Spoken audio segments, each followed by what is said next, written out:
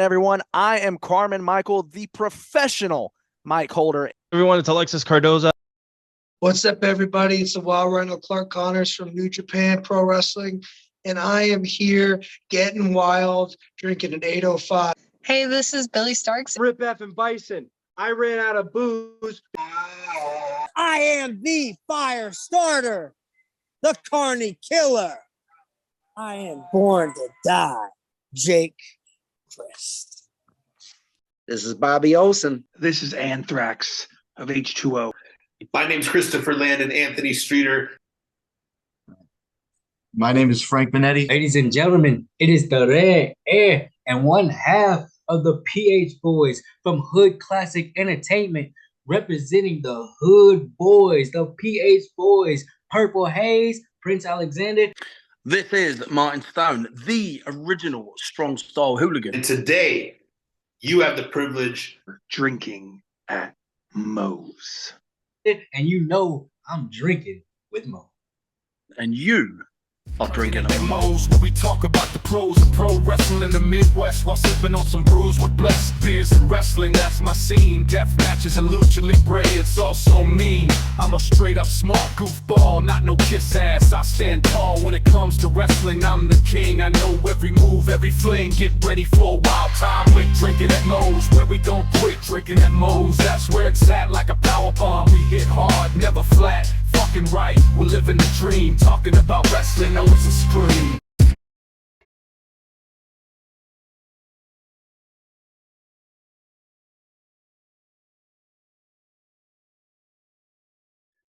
You know, I've always said here at Drinkinatmos, just because it says drinking at Moe's does not mean it has to be alcoholic. So I'm happy to say Drinking at Moe's is sponsored by Prince Nana Coffee. The exact same guy you see every week on Dynamite, on Collision. Yes, he has his own coffee, and it's freaking delicious. They don't even roast those beans until you've placed your order, and you might be telling me, hey, Big Mo, I'm more of a tea guy. They got you covered there, too. Use the referral link in the description of this video, and let's get you dancing like Prince Nana with Prince Nana Coffee. Oh, hey, people are back. Hey, yeah, we're back with Drinkin' Mo's, my 2 cents. Big Mo here, Nate here. We are back, and Where the hell am I? I don't know where the fuck you're at. I haven't been here in like 2 months. Yeah, well, you know, life stuff like having. Yes, let me just say, congratulations, my friend. Thank you. Yeah. He's actually starting to sleep a little longer through the night, so it's been a plus from going from maybe 2-hour breaks here and there, but yeah. And I will say, your wonderful wife posted a photo and looked like he was constipated, and first thing I wanted to say is, well, look who his dad is. Fuck you. Anyways, sorry, my bad. Don't forget to, if you have been a fan and you're not subscribed yet, go ahead, like, subscribe, share, comment, all that good shit. Because YouTube's algorithm getting even more of a pain in the ass. Is it? Oh yeah. Audio platforms too, don't forget about those.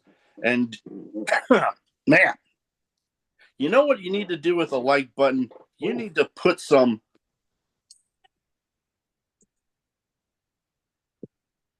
on it.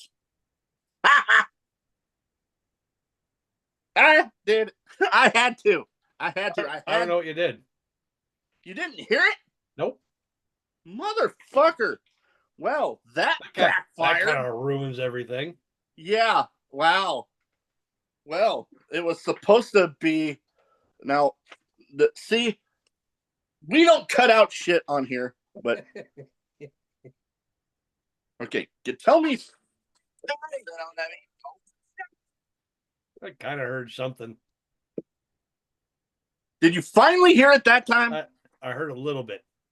Oh, fuck you. Anyways. That's why we have editing. Yeah, no, we're not editing that. We're not editing shit. We're leaving it. The joke was solid, damn it. Okay, we'll go with it. Oh, fuck you. Anyways.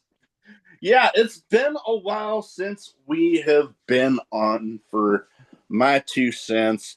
And yeah, like It happens. we mentioned, yeah, it happens. But yeah, life shit, having a kid, and that taking up time and other life shit. But we are back, and you know what? You're having a baby. I wound up going to see History a couple weeks ago, so hey, we're all good. Oh yeah, first ever no rope barbed wire match in Minnesota, which that just seems weird.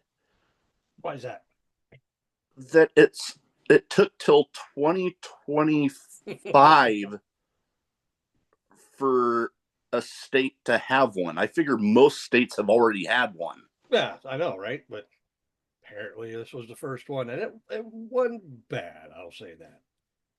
Yeah, I mean, it brought the gore. You've been to what, 3 now? This makes number 3 for me. Does that mean I'm weird? I've been to 2 myself, and I was rather happy with the second one. Revolver? Oh yeah. You're forgetting about Revolver? No, I thought the one you I thought the one you were happy with was the one with Bo and Donnie. I mean, I was happy with that one too. Oh, you just said you were happy with the second one. It's the second one, because Revolver was the second one that I went to. The second one that I went to. Shows you the freaking memory, you damn old army fucker. Where am I? Yeah, see? Even affecting your memory. Anyway, so we figured my 2 cents, for the most part, we're going to start kind of doing more of a what's happening in the world of wrestling, whether national TV or independent scene, every week. And then, obviously, if we have to skip, we got other stuff that we've done, like, what went wrong or make it stop or whatever, that we'll throw in there. So we keep it going. But man, since we last recorded, there has been a lot going on in the world of wrestling. Yeah. Including, like, oh God, it's like WWE is going back to the days of mass releases. Like, holy shit. Like, it started off kind of quietly with Duke Hudson back in friggin' January, where it was wow, I'm getting the coughs right now.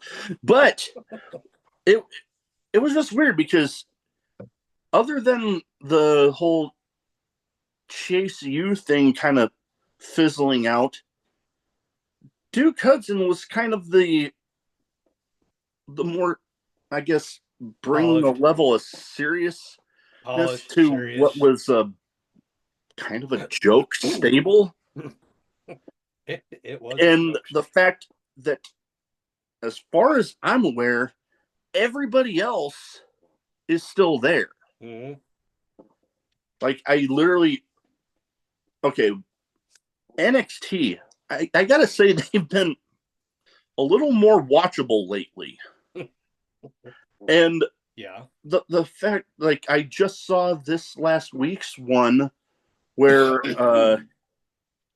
Chase and Chase U is still there, although he's looking like he just wandered in from a long night of gambling and he doesn't know where he's at. Well, he has no university anymore, so why? Yeah, because he just supposedly gambled all the money away. Oh yeah. That was okay. That was kind of a weird story, but hey, whatever. So, okay, WWE, as far as they go, there has been some of the releases kind of surprised me a little bit. One of them, because, I mean, they've been kind of heavily featuring the stable that this person was involved in, Sonya Deville. That one kind of caught me off guard because, okay, while I get that I've stated that I don't know how I can take the name of that stable seriously because it sounds like a freaking restaurant that I'll never be able to afford going to. But each of those three individually, great. Mm-hmm. Teaming up together, great. It was just you threw that name in there, and I'm like, what? Well, okay. So from what I have been able to glean off the interwebs is that she wasn't released so much as they just weren't going to renew her contract. I think, you know what? I think there was a few that I guess release wouldn't be the correct term. Right. That one we're just not gonna renew your contract. I mean, she's been given every opportunity, and it's almost like give her the opportunity, and she either gets hurt like she did when she was with Chelsea Green, or they've got nothing for her. This time they had something for her, but I don't. It's almost like it's almost like a 3 strikes and you're out, but you're on your 3rd strike, and we're just not going to see it until, oh wait, your contract's up. I'm sorry, we got to let you go. Here's the thing, though. I don't know why I would consider this a 3rd strike on her part, because with this one, it wasn't like she did anything wrong. They put her with the other two, with Shayna Baszler and Zoe Stark. Great. The 3 of them together, great. But I swear why that fell flat, in my opinion, rests in large part due to that goofy ass name. And let's not discount the fact that when they put him in their first feud with Damage Control was already on its way to basically just being a name. Bailey was gone, Kari was hurt, Asuka was hurt, Dakota Kai was hurt. So the only person you had was Io Sky, and then you just kind of bring back whoever can pass a medical exam, and they're jobbing out to hurt people. I mean, yeah. But then going on to some of the other ones. Now, again, on one part puzzled me, but on the other part is like, but AOP gone again. And it wasn't like they weren't featured. They had the thing with Karrion Kross. They seemed to be doing stuff, but then I don't know. It was almost like the writing was on the wall once you found out that the Wyatt Six were traded to SmackDown, and then it just became Karrion Kross, Scarlett, and The Miz, and the next thing you know, The Miz traded to SmackDown, and it's like, where's the rest of them now? Along with AOP, Paul Ellering was also let go. But on that one, I can almost say that some of the reasons why he got let go is he doesn't like to travel. Yeah. So that might have been a godsend, because he was probably going to go, you know what? If I'm not talking, I don't want to do this shit no more. No, I can get it, but it's. And then the AOP, that just. With them, the part that's, I guess, one that surprised me was the whole thing with they were actively in a stable. And then the other part was apparently they had been on the payroll long before they got brought back onto Yeah, television. I heard that one too, and I can't remember where I heard it. But Yeah, I forget where. I think I initially ended up hearing it from Fightful. But that, I mean, Fightful is the one news source that I would give credit to and like actually put credence on if they say something, because not only Sean Ross Sapp, he does have his good reliable sources, but he has the attitude of it to where if he can't confirm something, like if it's just him hearing about something, right, until he can confirm it, he don't put it out there. So unlike other people, I don't want to name names. Unlike other people that people feed stories to just to see him try to report it as fact, and when it's known to be bullshit. Anyways, would people do that? Really? No, you know people do that. No. Hell, we've ran into some of it ourselves. Yeah. But that we won't go into. Moving on. Yeah, but I'm trying to think. Other ones, I feel weird saying that they didn't surprise me on some of these. And these are going, like going before. I think even before Duke Hudson. But when, Xia Li, when she got released, I was almost like, no offense to her, but I had forgotten she even worked there still. I didn't realize that she got released until I saw her pop up on TNA. Yeah, well, I knew about it before that. Like, but it was what is she doing there? I get that they had this, and that's not her name. What's going on? Look it up. Oh, she got released. Yeah, it was weird. And then God, who else? Cedric Alexander. Oh yes. Now he was actively in a storyline. That is the part that it doesn't surprise me is, even if he had been involved in a different storyline, it wasn't very well featured. No. It wasn't like a prominent one that people could notice, like, oh, he's not here anymore. What happened? So it surprised me.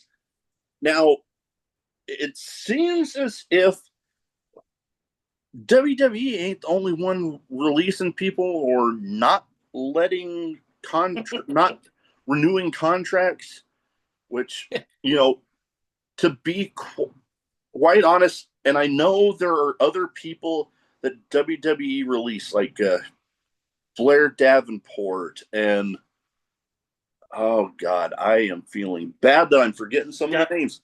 Blair Davenport, Gallows, and Anderson. Because AJ was hurt, they didn't have anything for him. I get that. Well, now he's back. They released them after he came back, which, okay, anyway, go on. I got nothing but love for the Good Brothers. Yeah. And I know that wherever they end up, whether they choose to go back to TNA or to go to AEW or go back to New Japan, they are going to be fine. Which, that before we get into AEW releases, I got to bring this up. With the releases from the WWE end, and we'll go into more of this later, but with the partnership with TNA, it's like, I would there was part of me that just had this idea that wouldn't it be weird if WWE released those people just to be like, hey, go to TNA, you'll just be right back over here. That would be weird, but for some reason, with the partnership, I wouldn't be surprised. Don't state that as me saying that that's what's going to happen. But I wouldn't. Why not? It would not surprise me. I will just say that. But on to the AEW side, which there wasn't as many, but, you know, to be quite honest, good that these two finally got it to happen. Because while they were at times very well featured in AEW, and Lord knows I'm enough of an AEW fan. I'm a pro wrestling fan in general. But these two had been under contract on the payroll and just nowhere on TV. So to see that they are finally done, and one of them, conveniently enough, already found his new home. Ricky Starks debuted on this, as of recording, this last week's episode of NXT, which I initially saw some posts about it, but then I went and actually watched the episode, and I'm like, oh, wow, okay, this will be fun. And did you happen to notice something? What? They never announced who it was. Not that people need to know who it was. Nobody said his name. Nobody didn't have a graphic. That is true. They didn't actually say his name. But the crowd sure as hell did. Hell yeah. But the reason for that was, I guess everything was, I mean, it was 24 hours from the time that he got released till the time he showed up on NXT. Roughly 24 hours. But it wasn't a done deal until I think, if what I read correctly, was about 30 minutes to an hour. Where the hell did you read it? I don't remember. You got to give me this shit. No, I've been leaving you alone with it. But it was like 30 minutes. Hey. Yes, leave me alone with a lot of it, because I mean, you know what's been going on. I know what's been going on. But it's been like before we start recording, you can tell me this shit. I had other things going on. Nah. But yes, it was a quick turnaround, and my understanding is they didn't have enough time to make the graphic. He shows up there, and next thing you know, Ricky Starks. No, we didn't have that. It wouldn't surprise me. No, so it was one of those where it's like, you know what, we ain't got a graphic, don't say his name. So what do we get? We get Big Joseph going, holy crap!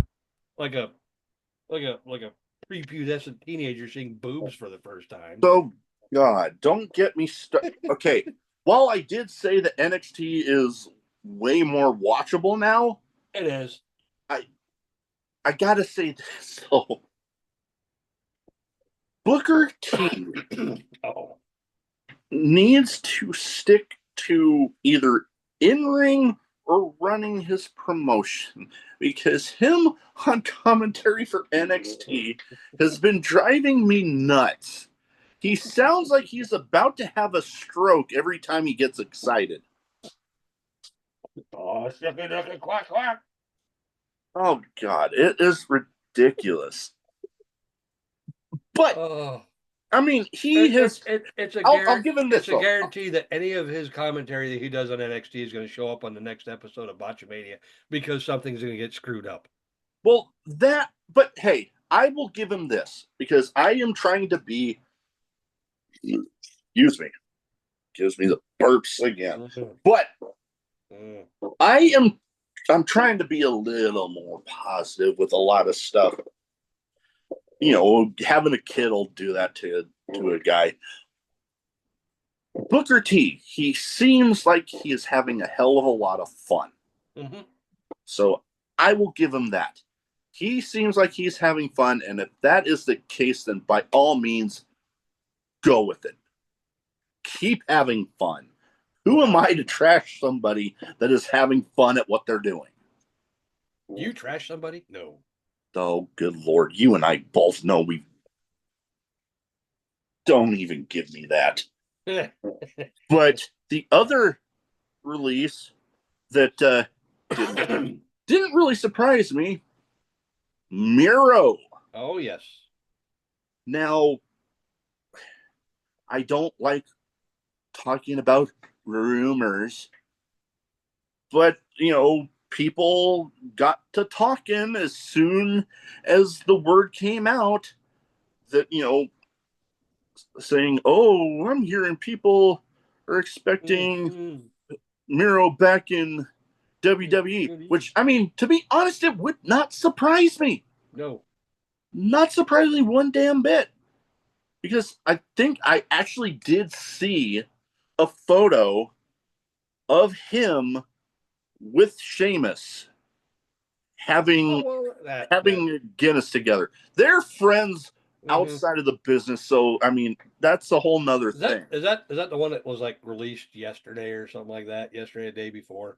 It was as of recording. Yeah, it was relatively recently. I remember seeing that. And it's like, oh yeah, it happens all the damn time. Yeah, how many times have they talked about Ricky Starks coming to WWE because he was pictured behind Cody Rhodes 2 years ago? Yeah, backstage at WrestleMania and other stuff, which it's like, good grief. They've had, oh God, it's been well reported about Mercedes Moné's debut, and I think both Japan and in AEW, that there were people from outside of the company that were, I don't know if they went backstage, but they were in attendance. They just had their way of just being in the background, We may have talked about this when Naomi went to TNA and you had people like Bailey and Sasha Banks and somebody else. It may have been Tamina were there when she made her debut. Mm-hmm. And Yeah, we might have. An astute fan was like, "Hey, is that what? We'll get that. I'll put that on the internet." Yeah, would not surprise me if we ended up talking about that. But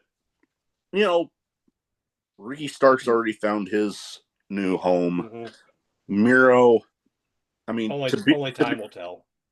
Only time will tell, but to be quite honest, somebody's going to nab him up. It is not going to take like maybe he's already had a lot of time off, but maybe he wants some time off where he's not under a freaking contract.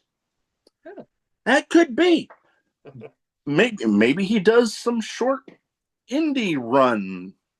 Maybe we'll see him pop up at Revolver. Who the fuck knows?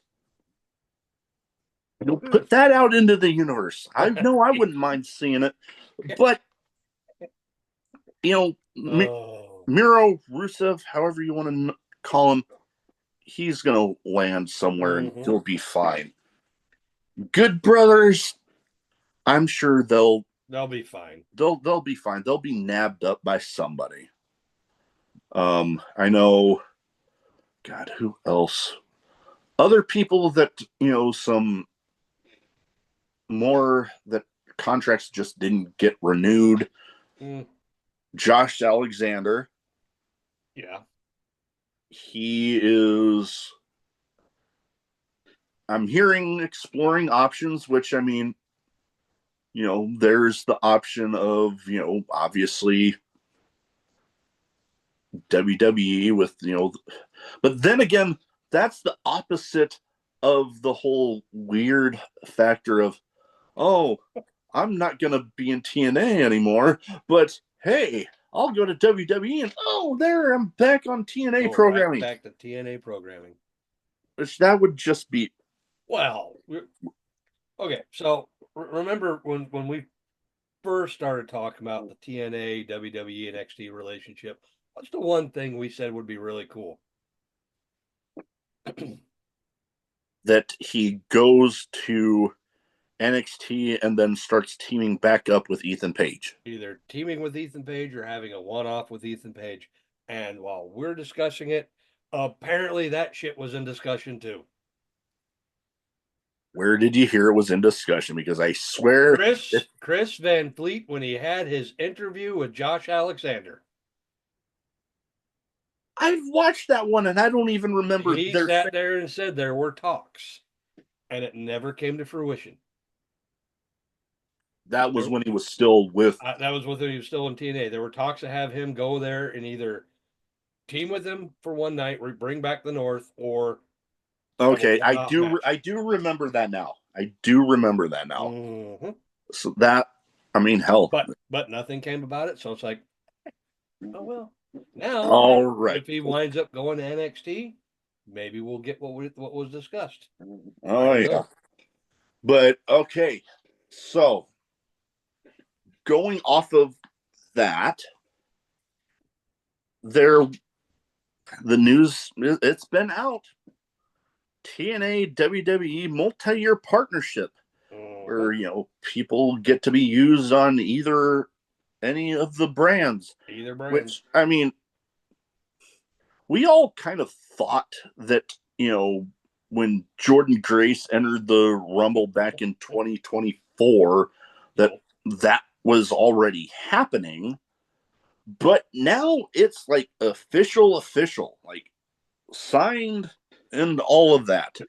It's almost like what we went through from basically when Jordan Grace first went to the Royal Rumble. That whole agreement they had was kind of like, let's test the waters to see what we can do with this. And now that we've seen what we can do with this, let's put pen to paper. Let's make this a multi-year agreement. Yeah. I'm all for. However, the one thing, and I've said this before, why is it that you are the big, kind of like Jordan Grace taking on Roxanne Perez? You're the top dog in the company and you're taking on the top dog in your developmental company. Some people might see it like this. Although, here's the thing. Well, yes, most of the working relationship so far has been. Oh, it's been great. It's been great, but how it's been mostly it's been just NXT. Mm-hmm. And I don't know if it's just NXT under WWE, so when they put together the thing, it's TNA and WWE, but it didn't say NXT working partnership. It said WWE. Did it say WWE? Yeah. All right. So who knows? But it's mostly been NXT people. So far, it's been mostly between TNA and NXT. But hey, so far, a lot of what they've produced has been pretty good. Yeah. Can't deny that. Now, and Santino gets to work with his daughter. Yes, because on TNA programming, his daughter is on there as the NXT liaison. Mm-hmm. Which so far from what I've been able to see has been producing some entertaining stuff. It's producing some good shit. So I'm excited to see where it goes. Now, I will say there have been some people that words are hard. Address some concerns. One of them on Busted Open, Bully Ray was talking about, will the WWE allow TNA to do business their way? Now, where I take that is, obviously the whole creative side of it. Mm-hmm. Will somehow WWE creative try to push for NXT talent to go over and win titles from TNA talent? I got you. Or however that goes. Now, for myself and the way I'm seeing it, my 2 cents, the I way see what you did there. So the way I've been thinking about it is, you have, each TNA on their programming, they handle it. NXT and WWE, they handle it on their programming. But when it comes to, titles being defended on whichever programming, that's where you have the collaborative thing where, Joe Hendry goes and oh, damn it, he's not here. Anyways, he goes and defends the TNA World Title on NXT. Then you're not just going to have WWE trying to push somebody going over on Joe Hendry and winning the title just because it's on their programming. If they handle it that way and there's like a true working relationship that way, my concerns will be relieved. But okay, I was just thinking about this, just idea came in my head. I'm a little more not concerned with it, with the creative that is in charge in WWE right now. Right. If the old regime was there, let's not oh God, I would be way more concerned. The regime with Triple H and everybody that he's got going on in there, and Shawn Michaels. I mean, if you look at it like this, would the old regime allow their champions to go to, I don't know, Japan and perform? You know what? It wasn't until like the last little bit that even happened under the old regime. But I'm not talking about NXT. I'm talking about I know what Shinsuke Nakamura after winning the US title. Shinsuke. George, get it right, you idiot. Like Bailey would say, get it right, you stupid idiot. I thought that was Jericho was stupid idiot. Anyway. Nakamura going to a Noah show shortly after he wins the U.S. title. Yeah, I do remember that. That was pretty awesome. I am kind of and Omos. Him winning the Noah the GHC tag title. That was something. When I saw that, I'm like, oh damn. Okay. So that just kind of opens it up. It's almost like it's a test. How would we feel if one of our guys won someone else's belts, and vice versa? So, like I said, this new regime, them being more open to that sort of stuff, I'm not as concerned as I would be otherwise. Yeah. Much like how I've said before about, people saying, "Oh, so and so should go to WWE." Oh, why doesn't this person go to WWE? What if they don't want to?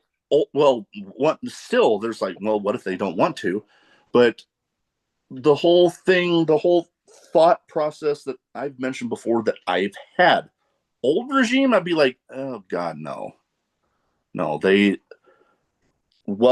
WWE, the platform that it is, you're just going to have such a stripped down version back then. Now, not so much. We're almost going to have to revisit the contracts. Yeah, you know what? We might have to. That whole, oh God, that one was a while ago. That was.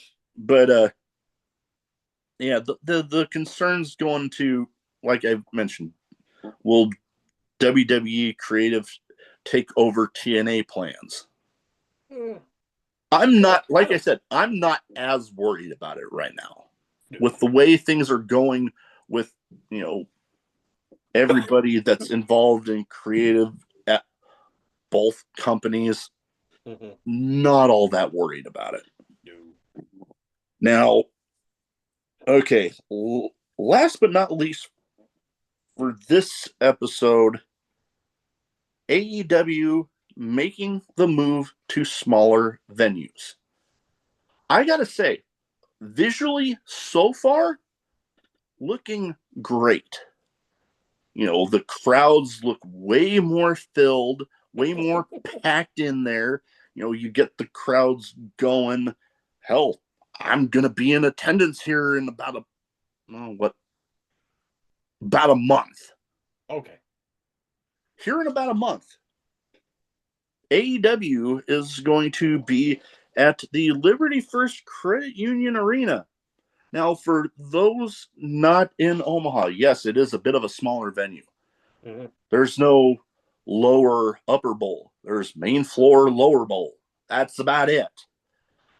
But for this move that they're wanting for the, going into smaller venues. Mm-hmm. Well, initially I was like, really?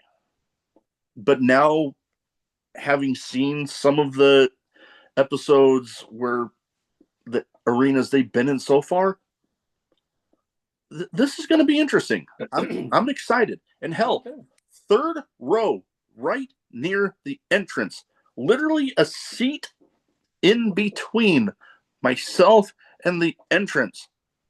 Hey, if there's any fireworks around you want to take pictures of it? Yeah, I will. It'd be funny. I get a picture from him. Oh, that's right behind you. You might want to step away. Oh, that's right behind. Oh, wait. What is that? What is that stain on the bottom of your chair? Oh, yeah. Now I know why these Chiefs were seat. Chiefs were seat? What the fuck? Have you been drinking already? Is that not just Mountain Dew? But it's gonna be fun. No wonder these seats were cheap. They weren't that cheap. No, they weren't that cheap? Okay. No. But yes, I'm excited because obviously when AEW, I'm a fan of pro wrestling in general. I'm obviously looking forward to hopefully seeing Swerve and Prince Nana, since Prince Nana Coffee. Oh God, yep. And you can bet that this wonderful belt right behind me here, hey, look at that, is gonna be with me. But yes, it's gonna be fun. And I think if you don't try and raise that up and get that on TV, I will be. Oh, you know that I'm going to. But the thing is, it's been a smart move for them because I think the whole argument that I still hear, which it baffles me, but I still hear about, crowd size this, crowd size that. Like when Collision did the tapings over at the Mid-America Center, which for those not from the Omaha area, is right across the river in Council Bluffs. But people would talk about, the crowd size. Okay, here's the thing. They literally only sold, when they were selling tickets for that, they literally, they, except for the main floor, the lower bowl on up, it was like they cut the arena in half and only sold one side, the side where, the hard cam side where the hard cam was, nobody. Which, I get it. The side that the hard cam is going to be pointing to, yeah, you obviously want that more filled out. I get it. But I have a good feeling that with this show and the obviously smaller venue, it's going to be fun. Oh yeah. And for anybody out there and I've seen it where WWE is actually advertised to be going back to the CHI Center for Raw in May. Mhm. There's already people bashing Live on AEW. Netflix. There's already people bashing AEW in the posts about those tickets and that announcement for that show.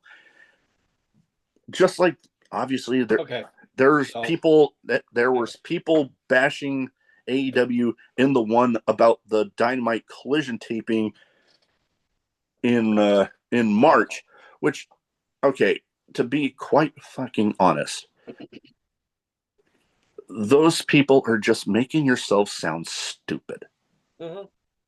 Like, I have always said, find what you like, support that, and then, you know what, if you don't want to support the other stuff, fine, don't. No. But if you do, if you just find yourself bored and you're just wanting to watch the other stuff, sit down, shut up, and watch. You just make yourself sound like a bunch of fucking idiots. It kind of goes off the old stories of, why why no one could run Madison Square Garden back in the 80s and 90s, because that was predominantly WWE. The same thing here. AEW tried to run Madison Square Garden, and then they found out, oh, we can't do that. So what do? They go to Arthur Ashe Stadium. They could. They could, but they wound up going to Arthur Ashe Stadium. They had their big Grand Slam shows. Those worked out fine. It might be one of those things where they tried to do CHI, but someone goes, oh, well, we got something scheduled for that day, so you want to try something else? I don't know what would go on that day. Well, it's the whole thing, going back to the whole moving to smaller venues. Mm-hmm. If they're smaller venues are absolutely perfect.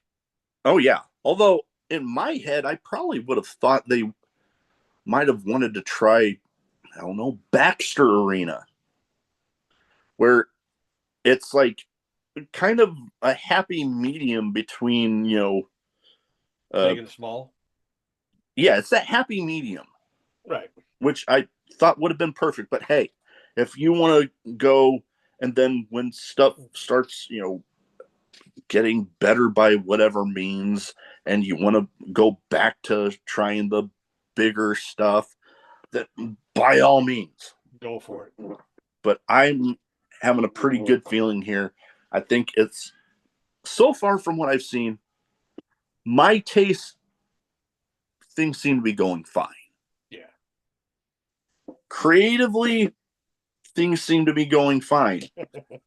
I'm particularly enjoying the stuff between Mercedes Moné and Carly Cameron. Harley Cameron.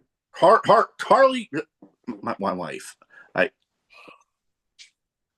But Harley Cameron, yes. Wow. Talk about a blooper. Anyways.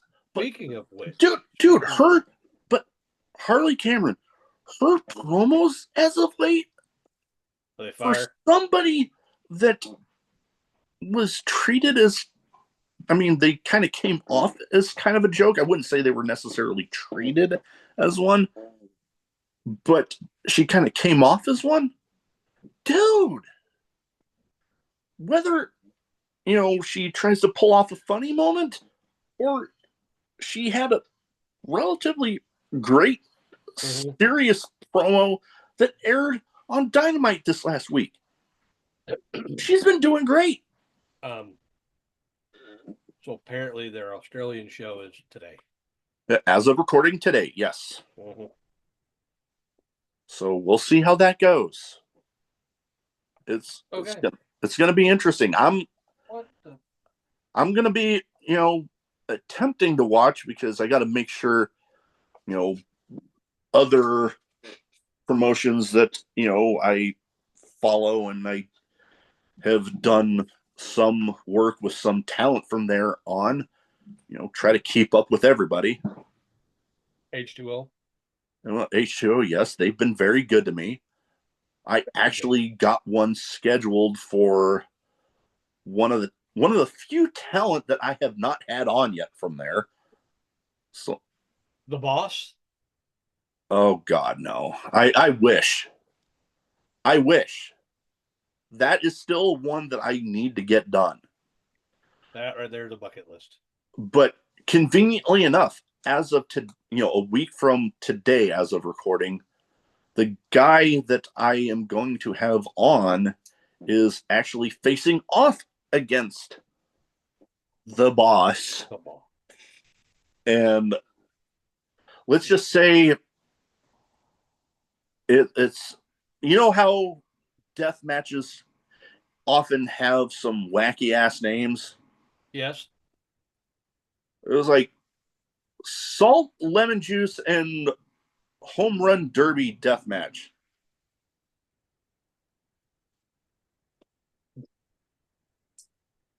Yeah. I'm sorry, could you repeat that one more time? Salt, Lemon Juice, and Home Run Derby. Salt, lemon juice, and home run derby. You get cut up, you pour the salt or the lemon juice on it, and you're just, burns. Okay. Yeah. Anyways, that is about all that is about all I have for this one. But before we go, don't forget that booby trap spelled backwards is party boob. Let's fucking go. God damn it.